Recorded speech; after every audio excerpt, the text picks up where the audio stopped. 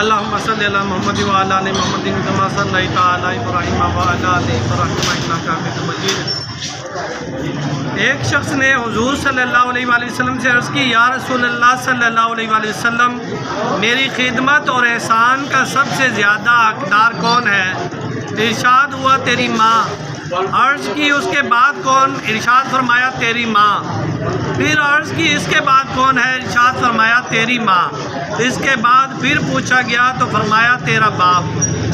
اس حدیث پاک سے واضح ثبوت ملتا ہے کہ سب سے زیادہ احسان، خدمت اور نیکی کی حقدار ماں ہے اور اس کے بعد باپ ہے۔ بنی اسرائیل میں ایک نیک مرد تھا جس کا ایک چھوٹا سا بچہ تھا۔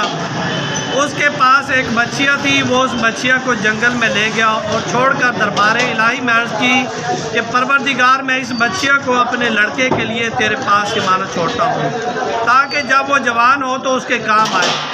کچھ مدت بعد وہ شخص فوت ہو گیا۔ وہ بچیا جنگل میں چر کر پلتی رہی اور حکم الہی سے درندوں اور انسانوں کے ہاتھوں سے محفوظ رہی۔ وہ نیک سیرت بچہ بڑا ہو گیا تو صبح کو لکڑیاں کاٹ کر بیچتا اور اپنی کمائی کے 3 حصے کر کے ایک حصہ گزر بسر کرتا تھا، ایک حصہ والدہ کو دیتا اور ایک حصہ اللہ تعالیٰ کی راہ میں خرچ کرتا، اور رات کو بھی 3 حصوں میں بانٹتا۔ ایک حصہ ماں کی خدمت کے لیے وقف کرتا، ایک حصے میں سوتا اور 1/3 رات اللہ تعالیٰ کی عبادت میں صرف کرتا۔ اسی طرح زندگی بسر ہو رہی تھی کہ ایک روز والدہ نے کہا، تیرے والد نے ایک بچیا تیرے لیے جنگل میں اللہ تعالیٰ کی پناہ میں چھوڑ دی، وہ اب جوان ہوگی، جاؤ جنگل سے لے آؤ۔ اس نے ماں سے گائے کی علامت پوچھی کہ کسی اور کی گائے نہ پکڑے۔ والدہ نے بتایا کہ اس گائے کا رنگ خالص زرد ہے، اس کے چمڑے سے شعاعیں نکلتی ہیں، معلوم ہوتی ہیں، اور وہ آدمی کو دیکھ کر بھاگ جاتی ہے۔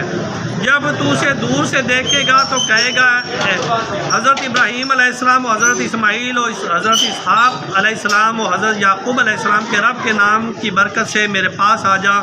وہ تیرے پاس آ جائے گی، دیکھنا کہیں اس پر سوار نہ ہونا، آدمی کے استعمال سے اس کی برکت ختم ہو جائے گی۔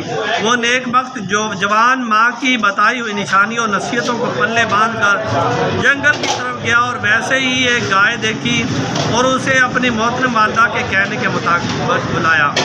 وہ گائے دوڑ کر لڑکے کے پاس آ گئی، وہ گردن سے پکڑ کر گھر کی طرف چلا۔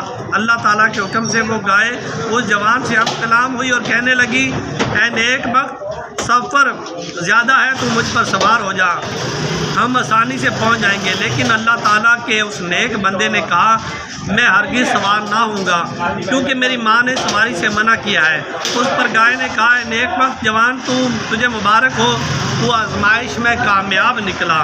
اگر تو مجھ پر سوار ہو جاتا تو میں تجھ کو گرا کر بھاگ جاتی، اور چونکہ تو نے اپنی والدہ کا کہنا مانا، لہٰذا میں بھی تیری فرما بردار ہوں۔ پھر شیطان بصورت انسان جوان کے پاس حاضر ہوا اور بولا کہ اے نوجوان انسان، میری اس جنگل میں بہت سی گائے ہیں، میں ان کے پاس جانا چاہتا ہوں، لیکن میرے پیٹ میں بہت سخت درد ہے اور میں چل نہیں سکتا۔ اگر تم مجھے اجازت دے تو میں تیری گائے پر سوار ہو جاؤں۔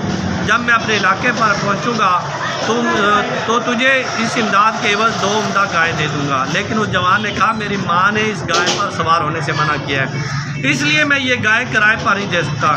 شیطان نے کہا، تیری والدہ کی عقل ٹھکانے نہیں، تجھے اپنا نفع یا نقصان خود سوچنا چاہیے، میں تیرا بھلا چاہتا ہوں۔ اس جوان نے کہا، میں اپنی والدہ کے حکم سے سر نہیں پھیر سکتا، خواہ کچھ بھی ہو۔ اس پر شیطان نے اسے اتنے زور سے پکڑ لیا کہ وہ جوان اپنے آپ کو چھڑا نہ سکا، اور وہ بے بس ہو کر بلند آواز سے پکارا، اے ابراہیم و اسماعیل و اسحاق و یعقوب علیہ السلام کے رب، مجھے دشمن سے چھڑا۔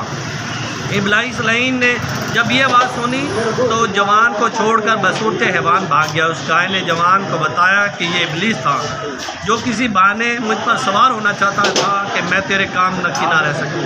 یعنی اس نے پھر آگے کی ہے مبادہ الغرض کہ وہ تمام بنی اسرائیل نو جڑی اللہ تبارک و تعالیٰ طرف جڑی گائے دا حکم ہویا سی اس گائے نو ذبح کرنا مختلف، یعنی کہ اس ہوتے آئیاں ماں نے کیا جتنی